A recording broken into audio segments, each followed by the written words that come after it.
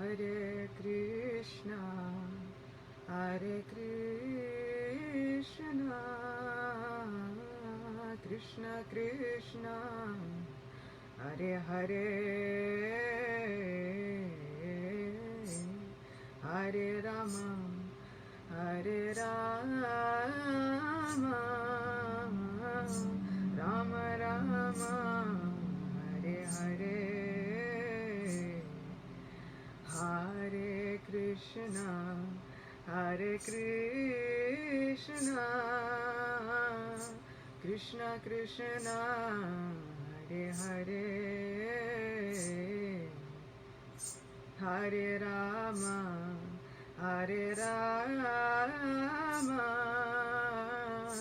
Rama Rama, Hare Hare.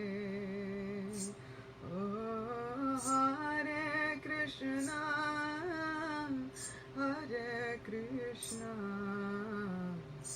Krishna Krishna, Hare Hare, Hare Rama, Hare Rama, Rama Rama, Hare Hare, Hare Krishna,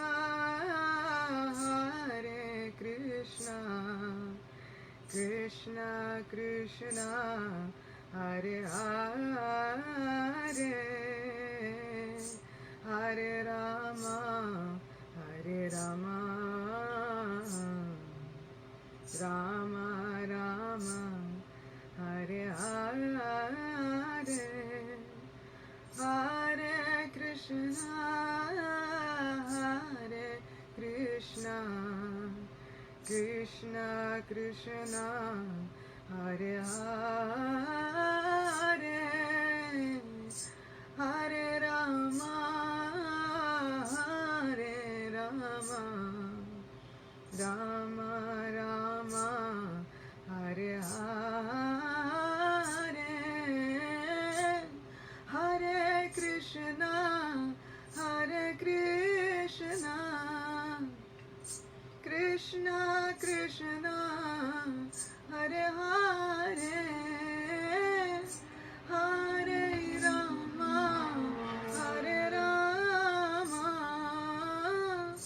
Rama Rama, Hare Hare, Hare Krishna, Hare Krishna, Krishna Krishna, Hare Hare, Hare Rama, Hare Rama, Rama Rama, Hare Hare, Radhe Radhe, Radhe Govinda, Radhe Radhe, Radhe Govinda. Shri Shri Radha Govinda Dev Ki Jai. Kali Yuga Dharma Shri Harinam Sankirtan Ki Jai. Srila Prabhupada Ki Jai. Hare Krishna. Welcome. Good to see you all. Good to be with everyone. Because we are in the month of Purushottama, it is encouraged that we read the prayers Lord Brahma says to Krishna from the 10th canto of Srimad Bhagavatam, 14th chapter. So I thought we would go over those prayers tonight. And we'll discuss why, and a realization that I kind of had earlier from listening to a lecture on this chapter by my Guru Maharaj, His Holiness Radhanath Maharaj. So first, just so that we can bring our minds into the proper environment to welcome Sri Krishna and his whole entourage of associates and family and friends and his whole Vrindavan Dham into our virtual Sangha. We'll chant Jai Radha Madhava. Jai Radha Madhava Kunja Bihari Gopi Jannavallabha Girivaradhari. Jai Radha Madhava Kunja Bihari Gopi Jannavallabha Girivaradhari. Jashodanandana Prajajana Ranjana Jamuna Tiravana Chari. Jashodanandana Prajajana Ranjana Jamuna Tiravana Chari. Jai Radha Madhava Kunja Bihari Gopi Jannavallabha Girivaradhari. Jai Radha Madhava Jai Radha Madhava Radhe Govinda Jaya Radhe Govinda. Shri Radha Madhava ki jai. Shri Radha Govinda Dev ki jai. Shri Vrindavan Dham ki jai. I was just thinking, as I was singing how this Jai Radha Madhava has kind of taken on a life of its own. And then I have my friends saying that they're singing it every day at this point. I love it. We should. I feel like it invokes the presence of everything that we could ever want in our life and in our day. The moment we take a second to close our eyes and sing Jai Radha Madhava, they're there. Not only are they there, but the forests of Vrindavan Dham are there, Govardhan Hill is there, the Jamuna is there, Krishna's parents are there, Krishna's beloved people are there, and then we get to be there with all of them, just by that divine, mystical association. So I kind of love it. I really like that it begins to take on a life of its own. So tonight is about the prayers that Lord Brahma speaks to Sri Krishna after there is a great altercation between Lord Brahma and Krishna and all of his cowherd boys. And we spoke about this before, but over this weekend, we are going to speak about it again. I was just reading in the first canto of Srimad Bhagavatam today that the glories and the pastimes of the Lord should be repeatedly and enthusiastically chanted. So even though we spoke about the sweetness of Krishna's taking lunch with his friends, of him killing Aghasura, and all of these pastimes, we're going to talk about them again this weekend. So tomorrow, Saturday, Sunday, we'll go through those pastimes. And the reason is because I was listening to a lecture, and at the very end of this chapter, where Lord Brahma is offering all of these prayers, there's a benediction given. That for one who reads and recites and hears these beautiful pastimes about Murari, Lord Krishna, for that person who does so, all of their spiritual desires will be fulfilled. So the verses, verse 60, Canto 10, Chapter 14.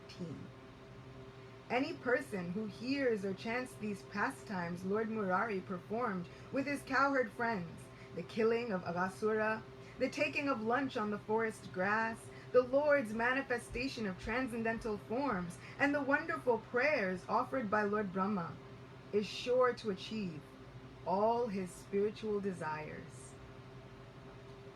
So I was wondering why this chapter was chosen to be chanted during the month of Purushottama, and I can only guess that this has to be one of those reasons, this benediction, that all of our spiritual desires will be achieved and fulfilled, especially in this month, where this is a month of miracles. Krishna is just waiting, eager ready at a moment's notice to perform miracles in our life and to help us fulfill all of our heart's aspirations, all of the things that we yearn for with our souls, especially our spiritual aspirations. So I urge you, we'll listen in, we'll read together, we'll go through these pastimes, and lovingly we will remember our dearmost friend, the way he loves his friends, and the way he interacts with all of his associates, every single person in Sri Vrindavan Dham. And this is what I love about these pastimes. And I know I've said this before, but it bears saying it again. Krishna did not just reciprocate wholeheartedly, lovingly, just with the gopis. He gave everyone their most cherished desire. He reciprocated in full, complete love with every single entity in Sri Vrindavan Dham. We heard yesterday how he would reciprocate with even the lakes and the bees and the breeze and the earth. He would reciprocate with them in so many intimate ways. So he gives himself over and over and over again. This is what I love about Vedic spirituality, about Krishna consciousness. Here, God has no barriers. He gives himself completely. He says, love me, not just as master of the universe, not just as someone who can save the whole world and creation and maintain and create and destroy everything with a thought. Yes, that is there. He wants us to love him just with our whole hearts, with our guards down. Love him vulnerably. And then he makes himself vulnerable to us. That is mystical. It is something that is rare, rarely given. You do not often see religions where God is so vulnerably accessible. He makes himself as accessible as one friend to another. And in fact, Arjuna laments because in Bhagavad Gita he says, you are the Supreme Lord. I've now seen. You've shown me your universal form. You've opened my eyes to your true identity, but I've been treating you like my friend this entire time. I've sometimes put my feet on you. I've spoken to you casually.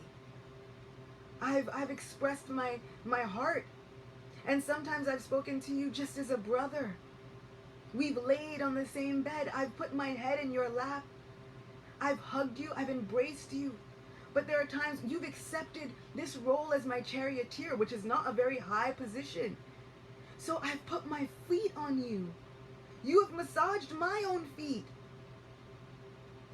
Please bear with me. Forgive me. How can I even fathom that I have treated you in this manner? But that is what Krishna wants. He wants us to open up our entire hearts to him.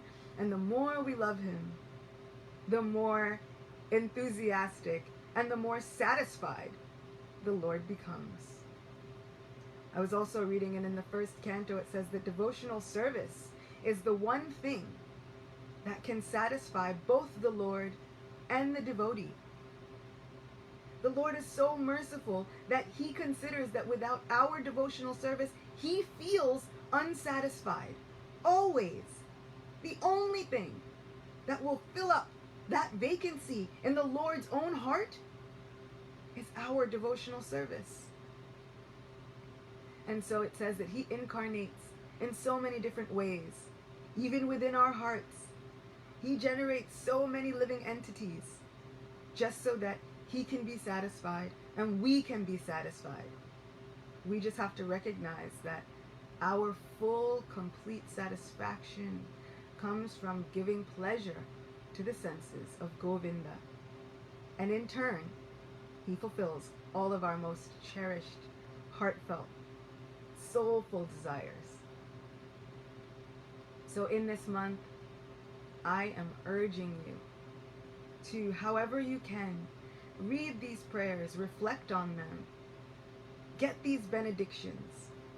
Even if we think, oh, this is lofty and I can't even understand some of these words that Lord Brahma is saying. Doesn't matter. Read it with the image in your heart. And we're gonna invoke some images.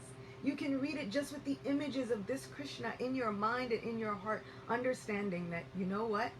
I read this as a way just to glorify my supreme best friend and give pleasure to his heart, even if I don't understand everything.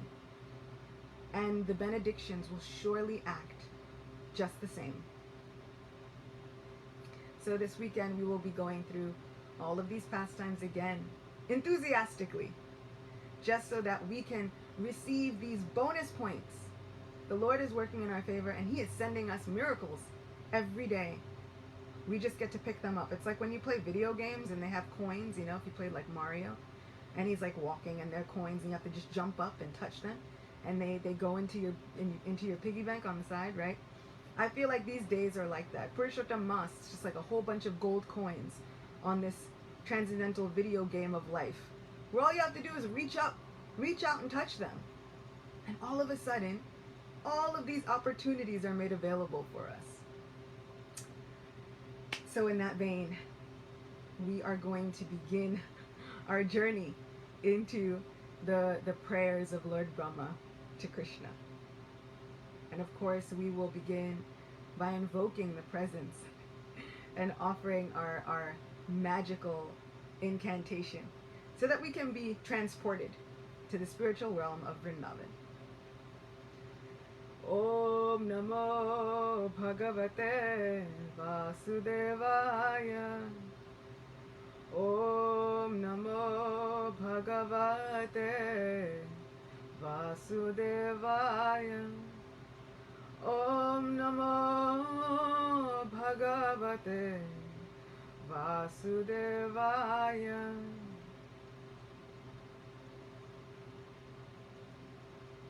So Lord Brahma has just committed a blunder. He has created some obstacle in the way of Krishna's playing with all of his friends.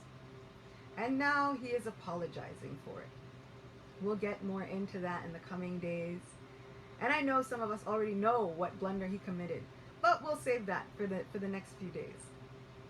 But now suffice to say, he is apologizing profusely for creating such an obstacle in the playful pastimes of Lord Gopal.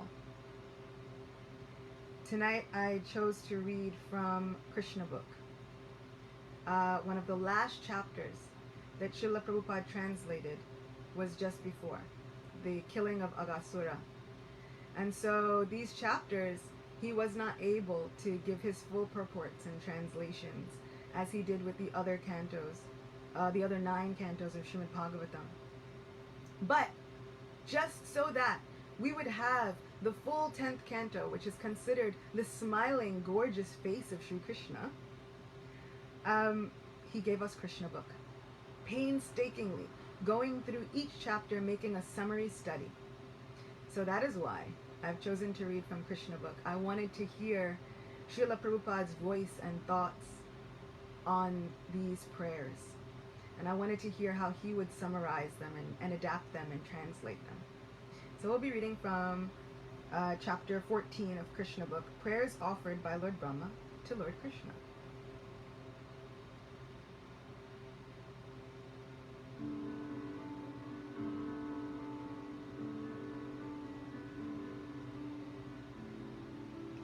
Brahma said, "My dear Lord, you are the only worshipful Supreme Lord, personality of Godhead. Therefore, I am offering my humble obeisances and prayers just to please you. Your bodily features are of the color of clouds filled with water. You are glittering with a silver electric aura emanating from your yellow garments." So for all of you who are artists out there, Srila Prabhupada is dropping all of this just to give us an idea of how Krishna looks. So like I said, we can hold this image in our mind, in our hearts of Krishna, deep, dark blue, like those clouds filled with water. glittering with a silver electric aura emanating from your yellow garments. Let me offer respectful repeated obeisances unto the son of Maharaj Nanda, who is standing before me with conch shell, earrings, and peacock feather on his head. His face is beautiful. He is wearing a helmet garlanded by forest flowers, and he stands with a morsel of food in his hand. How sweet. That is the line that gets everyone, and me included.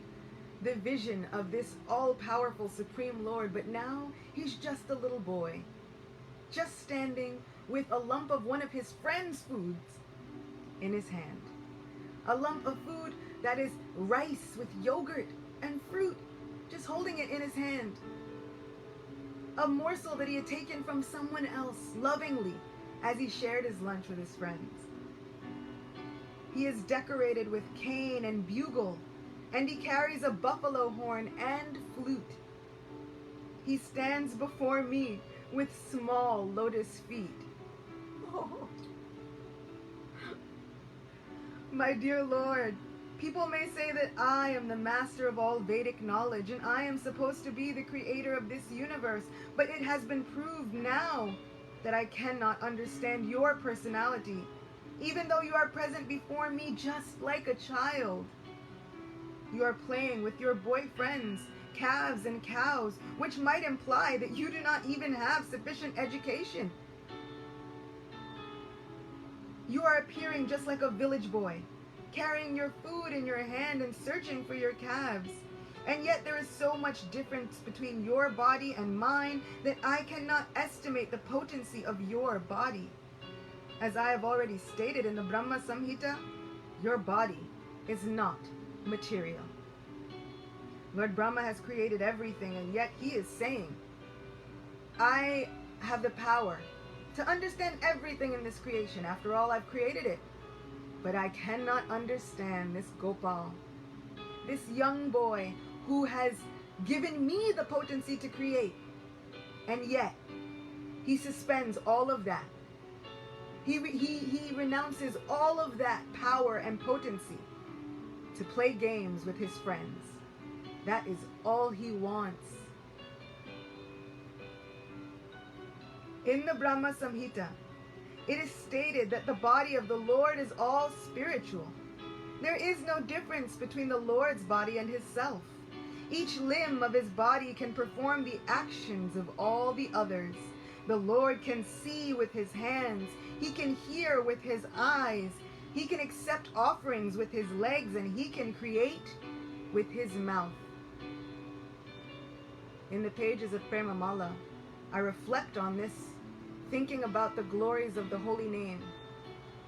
And finally, I hope and I pray that I come and stay to the realization that, of course, all of this must be true.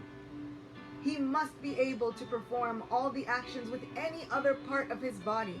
I know this has to be true because with just his holy name alone, he can love you, me, and everyone in this entire creation. With just the chanting of the Maha Mantra, we can feel the embrace of our supreme best friend. Brahma continued, your appearance as a cowherd child is for the benefit of the devotees. And although I have committed offenses at your lotus feet by stealing away your cows, boys, and calves, I can understand that you have mercy upon me. That is your transcendental quality. You are very affectionate toward your devotees. In spite of your affection for me, I cannot estimate the potency of your bodily activities. It is to be understood that when I, Lord Brahma, the Supreme Personality of this universe, cannot estimate the childlike body of the Supreme Personality of Godhead, then what to speak of others? And if I cannot estimate the spiritual potency of your childlike body, then what can I understand about your transcendental pastimes? Therefore, as it is said in the Bhagavad Gita, anyone who can understand a little of the transcendental pastimes, appearance, and disappearance of the Lord becomes immediately eligible to enter into the kingdom of God after quitting the material body. So sometimes our Vaishnava acharyas, the modern day ones, will bring to light that often Srila Prabhupada does this. He will insert the realizations within these summary studies. One might think that Bhagavad Gita was not spoken at that time. Krishna was just a boy. How could it be that Bhagavad Gita, that Lord Brahma would be able to quote from these scriptures? There are two things. One thing is that these pastimes are happening eternally. So Lord Brahma, Krishna appears in one day of Brahma. So Lord Brahma has seen Krishna several times. Several times. So he knows the words of the Bhagavad Gita, because Krishna has appeared again and again and again and again. Lord Brahma lives for so long. He is able to see Krishna again and again. So how is it that Lord Brahma could be confused? That is due to Krishna's illusory potency, Yoga Maya, who is like the director of this great transcendental drama, this great musical that we call Krishna Lila, wherein all of these devotees and Krishna himself, Shivaram Maharaj gives such a beautiful description about this. Krishna himself, all of the people are like actors on the stage. And just as soon as one pastime is finished, they forget that it happened. Just so that these pastimes can happen again and again with all their hearts. So even Krishna himself comes under the influence of this Yoga Maya potency, so that he can fully absorb himself in these pastimes and thus enjoy them to his heart's content. And unlimited Krishna, what is his heart's content? His heart's content is unlimited. So he will perform these pastimes unlimitedly, just to taste the nectar of the sweetness that comes when he associates with those who love him.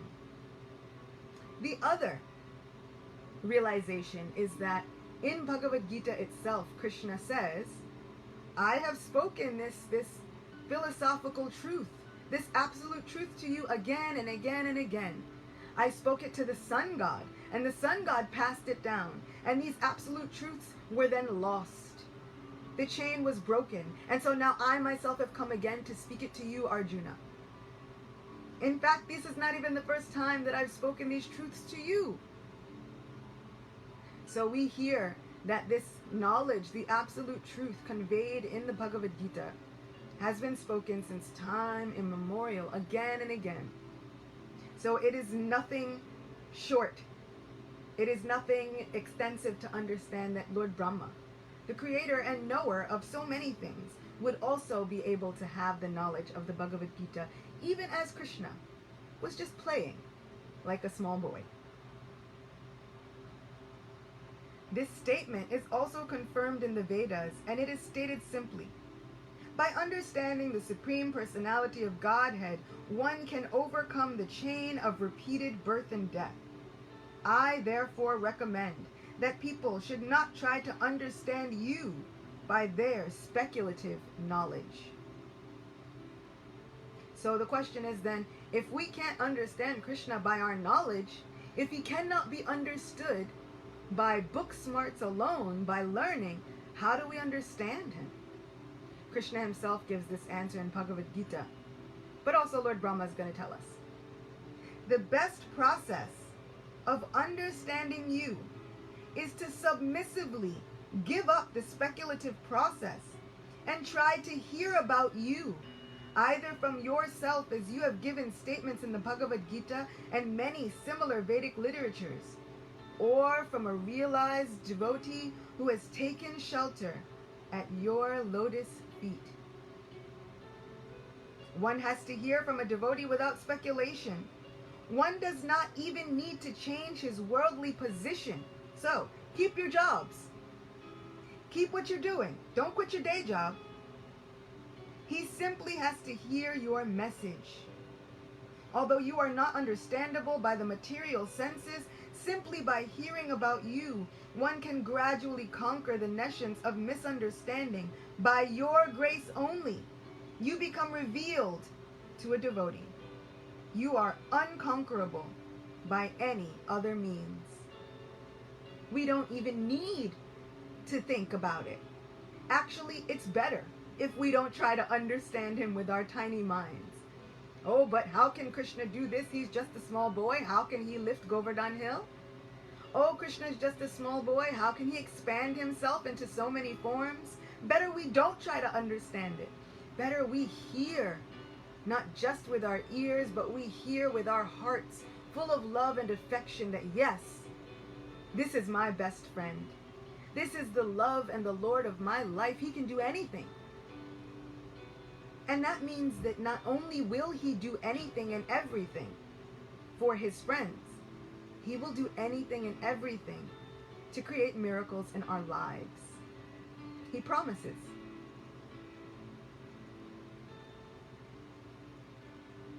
Speculative knowledge without any trace of devotional service is simply a useless waste of time in search for you. Here we go. Here is such an important point that Lord Brahma is about to make. Listen carefully. This is for all of us. Devotional service is so important that even a little attempt can raise one to the highest perfectional process, the highest perfectional platform. One should not therefore neglect this auspicious process of devotional service and take to the speculative method. So, once again, devotional service is so important that even a little attempt can raise one to the highest perfectional platform. All we need is a little bit of loving devotional service. And Krishna says, on this path there is no loss or diminution, and even a little advancement is enough to save one from the greatest, gravest type of danger. The greatest danger. What is that danger? What is the danger that we are all in? The reason we are put into all of these miseries is we've just forgotten who we are. We've forgotten that we are souls, completely, irrevocably in love with Sri Krishna, willing, yearning, eager to perform service to him. So, we just have to remember. So that's why this devotional service is so important. It helps us remember that we are souls. Our constitutional position is to love Krishna and then be loved by him. So it's not just that we love Krishna and then we are neglected. We love Krishna and we are reciprocally loved by him. Srila Prabhupada often says our goal, our unique position is that we are meant to be enjoyed by Krishna, which is such a romantic way of saying it, if you ask me. When I'm a person who loves words. As a writer, I love the way the words sound. We are meant to be enjoyed by Krishna. What is it that our souls truly desire? That wholehearted desire is to be loved by Krishna. And once we come into alignment with that internal desire, everything else starts to fall into place. Our lives start to fall into place. How we think and structure our day starts to fall into place. Because then we find ways. How can I make time to be enjoyed by Govinda? How can I make time to make myself available for the pleasure of Krishna? It's a very, very romantic and deep meditation to have throughout the day. So I hope that we are all able to imbibe this teaching, that this devotional service is so important, that it can save us, because that is the true nature of our souls.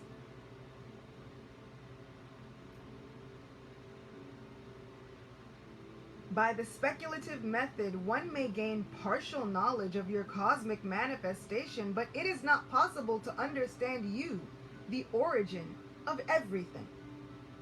The attempt of persons who are interested only in speculative knowledge is simply wasted labor, like the labor of a person who attempts to gain something by beating the empty husk of a rice paddy. A little quantity of paddy can be husked by the grinding wheel, and one can gain some grains of rice, but if the skin of the paddy is already beaten by the grinding wheel, there is no further gain in beating the husk. It is simply useless labor.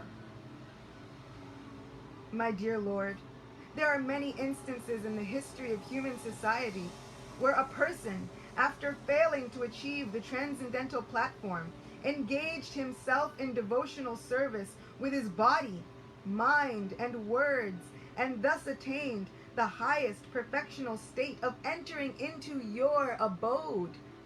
This is what awaits all of us. This is what is awaiting every single one of us. I am not really good at math. And sometimes when I look at the calculations of time and the breakdown of the universe as it is described in Srimad Bhagavatam, I am so lost. Thankfully, I don't even need to understand it in order for me to gain the benefit. I can read it, I can go through it, and in that way I serve Krishna by my body and by my words. And then I can just remember that all of this knowledge should ultimately bring me to the realization that devotional service to Krishna, this Gopal who stands before Lord Brahma with small lotus feet, is the all in all, the essence of all 9 cantos. The essence of all of this understanding is just to know that Krishna is our everything with his 2 tiny lotus feet. This is what we need. That is all that is required.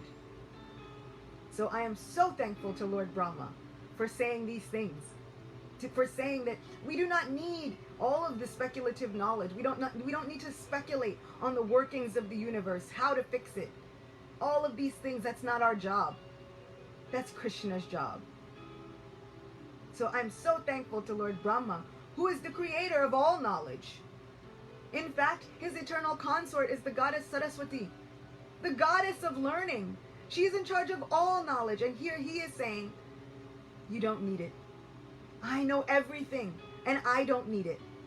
I know everything, and I can tell you that the best thing that I know is that devotional service is the all in all. Just love Krishna, hear about him, speak about him, tell others that you meet about him. Remind your heart that we are in love with Krishna and Krishna is in love with us. That is devotional service. Become his devotee, become his friend. Offer everything of yourself to him. And in that way he promises, we'll go right there. We'll be with him always. Never will we feel separated from him ever again. One should therefore, the process of understanding you by speculation or mystic meditation are all useless without devotional service. One should therefore engage himself in your devotional service even in his worldly activities. So don't give up your job. Lord Brahma is still doing his job as creator. He's still an administrative head. If you have a job, at your job, you just think, Krishna, I'm doing this for you. And just like that, we are now engaged in devotional service. Because remembrance is one of the 9 processes of devotional service.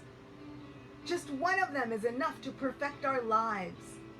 If you are at a job, if you are at school, whatever it is, all you do, you just remember Krishna as you are doing your job, as you are studying, as you are taking notes. Write Krishna's name on the top of that page. And in that way, your day will be filled with devotional service, I promise you. One should therefore engage himself in your devotional service even in his worldly activities. and one should always keep himself near you by the process of hearing and chanting your transcendental glories. This is how we get close to Krishna. If we were ever wondering, how do I get closer? How do I seek him out? I feel like he's playing hide and seek with me. How do I find him? I've counted to 10 now. Ready or not, here we come.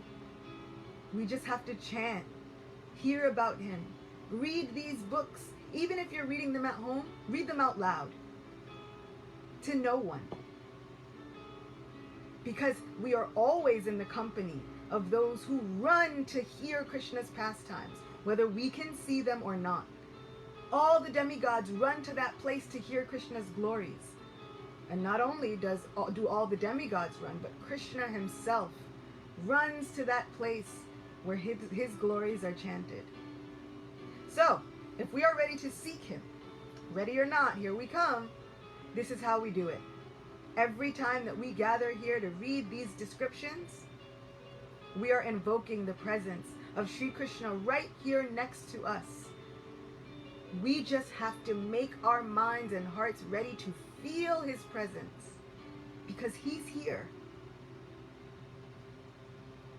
Simply by being attached to hearing and chanting your glories, one can attain the highest perfectional stage and enter into your kingdom. If a person, therefore, always keeps in touch with you by hearing and chanting your glories and offers the results of his work for your satisfaction only, he very easily and happily attains entrance into your supreme abode. So we've got him. We're right there. We're right at the doorstep. The very doorstep of love's abode. We are knocking on the door, creating a big, big ruckus outside just so that the Supreme Lord of Love will peek his head out and see what's going on out here. Oh, my friends have come to see me. So we're right there. We're right on the doorstep. You are realizable by persons who have cleansed their hearts of all contamination. This cleansing of the heart is made possible by chanting and hearing the glories of your lordship. The Lord is all-pervading. As it is stated by Lord Krishna in the Bhagavad Gita, everything is sustained by me, but at the same time, I am not in everything. Since the Lord is all-pervading, there is nothing existing without his knowledge. The all-pervasive nature of the Supreme Personality of Godhead can never be within the limited knowledge of a living entity. So we can't even conceive of all of the potency of Sri Krishna.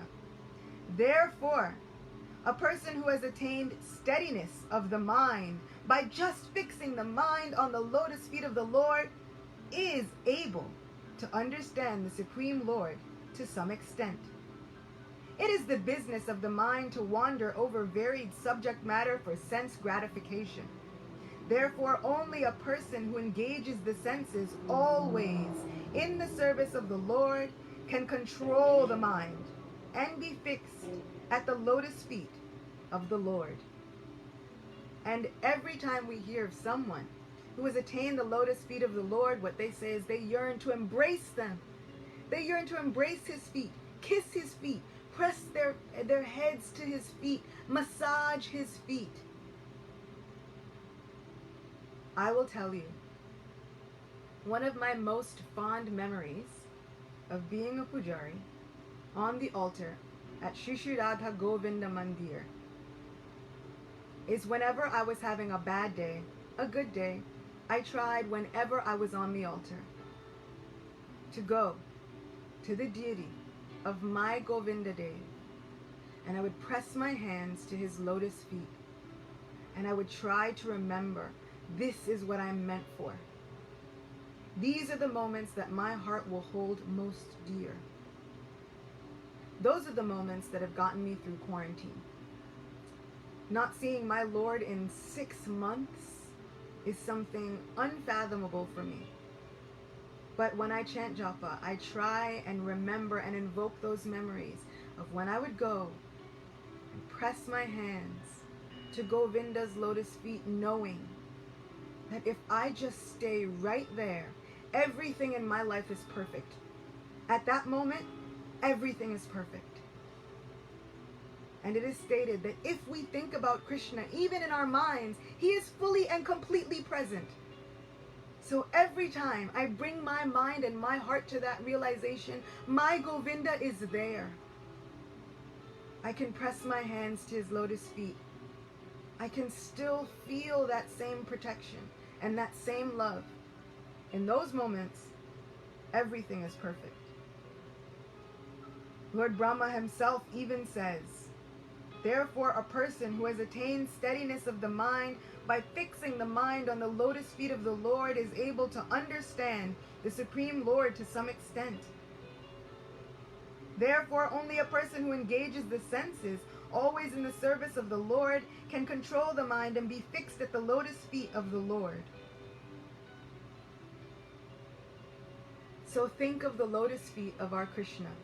Whether you think of him as a small little boy with tiny lotus feet, or Govinda in the full bloom of youth, with transcendental feet, with toenails that are like pearls, shining and illuminating our hearts and our lives. Those lotus feet are so soft and so tender that the gopis often wonder how in the world it is that he can wander over the terrain of Vrindavan Dham without shoes. But he wants to do so because he wants to give that unparalleled mercy to the dust of Braj.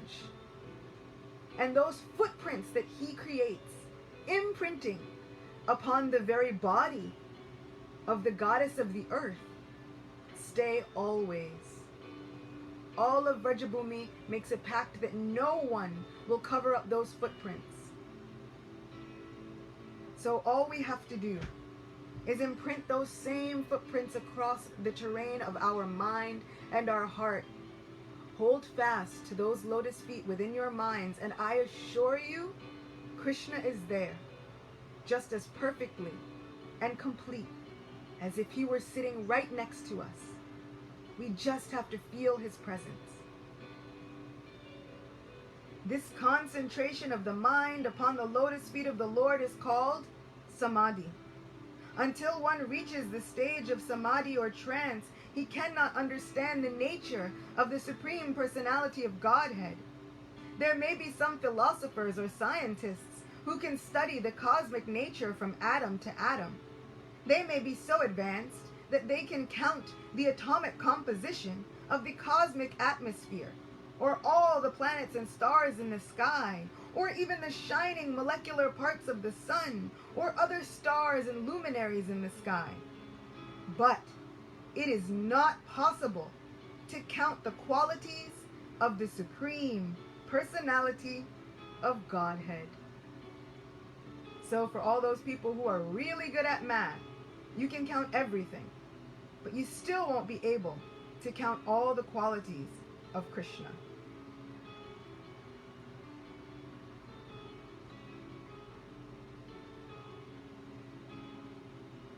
As described in the beginning of Vedanta Sutra, the Supreme Person is the origin of all qualities. He is generally called Nirguna. Nirguna means without qualities. Guna means quality, and Nir means without. But impersonalists interpret this word Nirguna as having no quality. Because they are unable to estimate the qualities of the Lord in transcendental realization, they conclude that the Supreme Lord has no qualities. But that is actually not the position. The real position is that he is the original source of all qualities. All qualities are emanating constantly from him. How, therefore, can a limited person count the qualities of the Lord? One may estimate the qualities of the Lord for one moment, but the next moment the qualities are increased. So it is not possible to make an estimation of the transcendental qualities of the Lord. He is therefore called Nirguna, meaning his qualities cannot be estimated. So we should remember when we hear about a formless version of the Lord, now this may be a concept.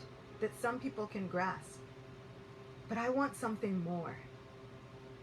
I want a Krishna who loves, who feels sorrow in our absence, who sometimes even feels jealous, who comes under the control of the love of his devotees even though he is unconquerable and uncontrollable by any other means.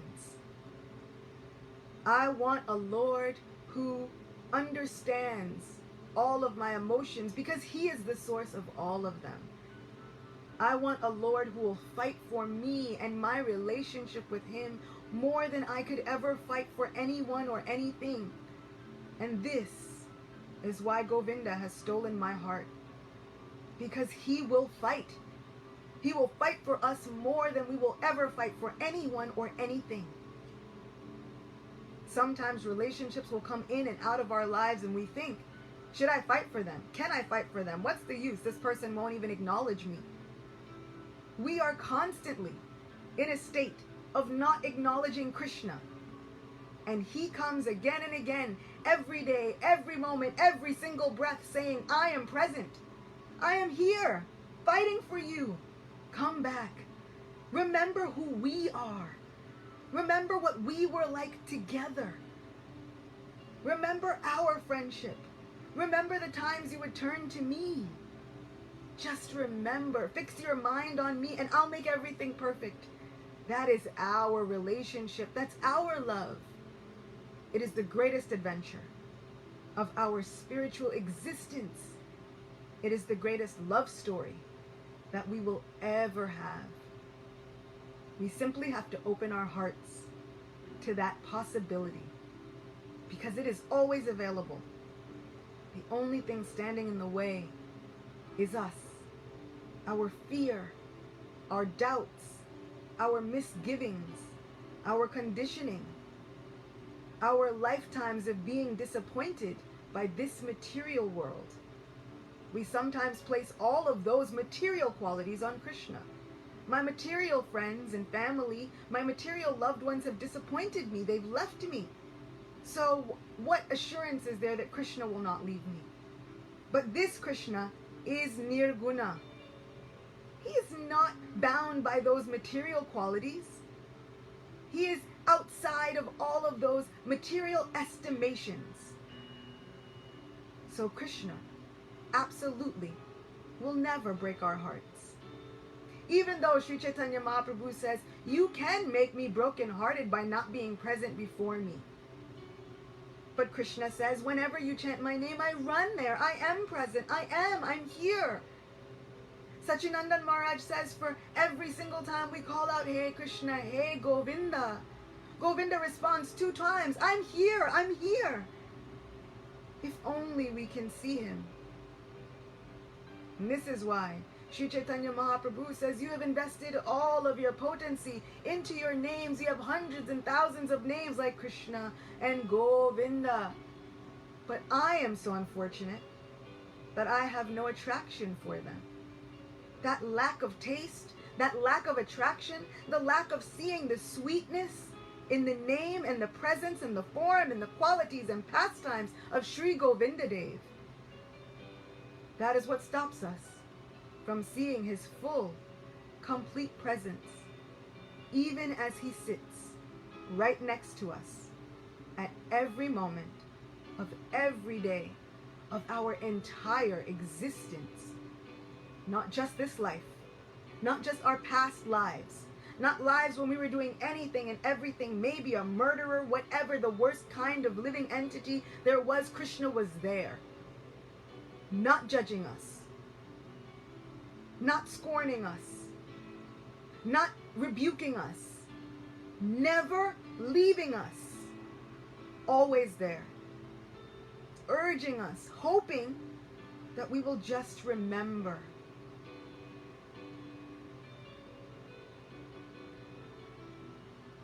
This is Krishna's hope. This is Krishna's yearning. The one thing he yearns for is our devotional service. And the one thing that sometimes is hardest for us to give is our devotional service.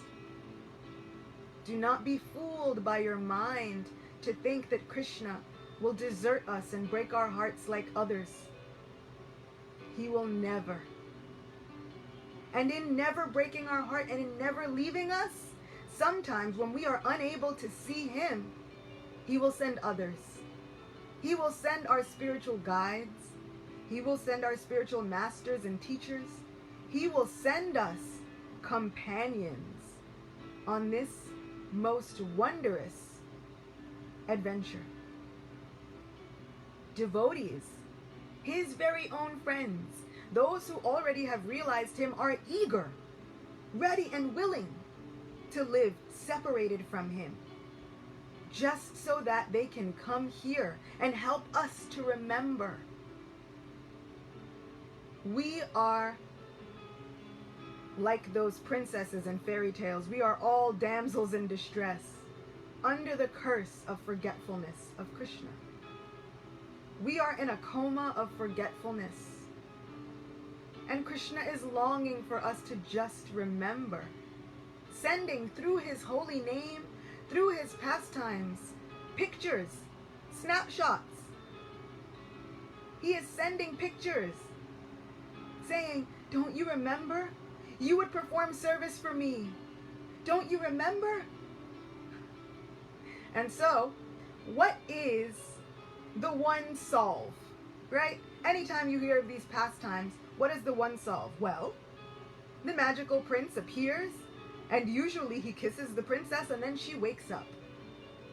Srimad Bhagavatam, Srila Prabhupada states within Srimad Bhagavatam that since we hear these pastimes and some of these stories, these histories, these truths emanate from the very mouth of Sri Krishna, when we hear Bhagavad Gita, which is spoken itself by Sri Krishna, he states, Srila Prabhupada promises that if we make our minds perfect, hearing and reading and reciting these pastimes is no different from the embrace of Krishna. In fact, he uses the words, it is no different than the lip touch of Krishna. So for all of you esoteric people out there who are wondering, how do we get close enough to relish the nectar of Sri Krishna's lips? He's made himself accessible. He made himself so accessible, all we have to do is pick up a book. We just have to pick up these words and read them. Like I said, read them out loud, even if there is no one there, because Krishna is always there, waiting to rendezvous romantically with you. He's waiting. We've been keeping him waiting for so long. He's made date after date after date with us. Can you pencil me in? And we're always like, I'm a little busy. Can you come back next month? Now let us make time for him. Let us pencil him in. Let us have a supreme date night with our most beloved friend. We are always yearning to have those experiences. Our hearts are yearning to experience the romance of life. This is it. Our connection with Krishna. That connection goes far beyond anything that we could even conceive of. Lord Brahma himself says, we cannot understand it by speculative knowledge. We can't speculate. We can't even conceive of it. It is inconceivable. Krishna is inconceivable. And the moment we submit ourselves to that understanding, he says, now you're ready. The minute you stop trying to understand me, now you're ready. So we have brought ourselves to the very doorstep, the doorway of love. We are standing at the threshold of a beautifully carved doorway, carved with the gorgeous pastimes of Sri Krishna engraved on it in beautiful diamonds and jewels. Through the portal of Srimad Bhagavatam, Krishna book, the words of our spiritual teachers and acharyas, we can have the key that unlocks this door. We can knock and bang on this door We can bang on this door with all of our knowledge, but the only thing that will open the door and get us to see the abode of the Lord of our hearts that is waiting on the other side is loving, devotional service. Love him with all your heart. Remember him with all your heart. Think of him with all your heart. Even while you do your job, even while you go about your day, if this is starting your morning, go through your day with just that remembrance. Write Krishna's name on the top of the page of your day and just watch how he appears in so many ways in your life, just to say, I am here. I am here. He is there for us. Reading these stories, reading these pastimes, relishing these glories of Sri Krishna is non-different than the very embrace of our Lord. Embrace him to your heart and never, ever let him go. Because the prayers of Lord Brahma are quite extensive, there are many more pages to go, so we will continue them tomorrow. For now, I want to leave you with that sweetest thought. Govinda is here. Govinda has come. Let us relish this. Let us make a celebration of our day. Do you know why? Because Govinda has come. He has walked into our lives with his precious lotus feet. Let us welcome him with an arti thali. Let us welcome him with the lamp of our love. Let us circle that lamp around him 7 times, dedicating our mind, body, words, soul, thoughts, our very selves to him. Let us dedicate all that we are and all that is in our day to Govinda, who has now arrived just to love us. Let us structure our day so that we can be enjoyed by Govinda, so that we make ourselves presentable for the pleasure of Govinda, who can give pleasure to all of our senses. And in this way, it is promised all of our desires will be fulfilled. Thank you so much for being here with me. Thank you so much for listening to me. I cannot wait to see what Lord Brahma has in store for us tomorrow as we continue relishing this wonderful pastime and this wonderful chapter, which can give us everything that we desire in this magical month of Sri Purushottama Mas. Grantaraj Srimad Bhagavatam Ki Jai. All glories to Lord Brahma.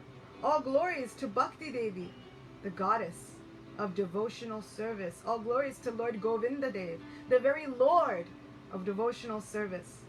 All glories to Sri Vrindavan Dham. All glories to Srila Prabhupada. And all glories to this Vaishnav Sangha, where all of you have helped me to lure Govinda closer with all of our collective stalker and stalking abilities. I wish you all wonderful thoughts of Sri Govinda Dev. Until next time, Jai Jai Shri Radhe Govinda. Hare Krishna.